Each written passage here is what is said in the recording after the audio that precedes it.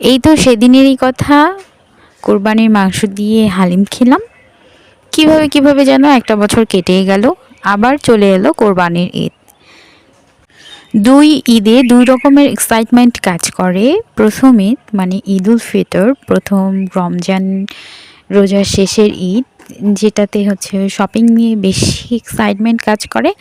But তারপরের ঈদ ঈদ উল আজহা মানে কোরবানির ঈদ, সেখানে হচ্ছে দেখা যায় যে গরু নিয়ে বেশি এক্সাইটমেন্ট কাজ করে। তো দুটো ঈদে দুরকম এক্সাইটমেন্ট কাজ করে। আর এদিকে স্বপ্নতে গিয়ে মুয়াজ কেনাকাটা করছিল। তো মুয়াজেরও 1 বছর হয়ে গেল, 1 বছর পাস হলো, আরেকটা বছর পাস হলো। সে গিয়ে এখানে আইসক্রিম, সে গেলেই তো হচ্ছে সামনে আইসক্রিমের একটা বিশাল ফ্রিজ পেয়ে যায়, রেফ্রিজারেটর। দেন সে সেখান থেকে নিজে থেকে আইসক্রিম চুজ করে। আর এই দিকে আমরা নিয়ে নিয়েছিলাম একটা হালিম, আর সেই হালিমটাই আমরা হচ্ছে মজা করে খাবো।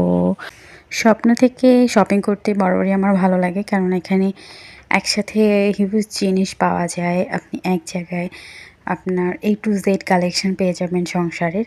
এই জিনিসটা আমার অনেক ভালো লাগে। আপনি মুখরোচক কিছু পাবেন, কোল্ড ড্রিঙ্কস এরকম টাইপ কিছু পাবেন।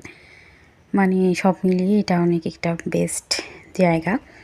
তো এদিকে এই যে দেখেন, হাঁস রেফ্রিজারেটর করে রেখেছে।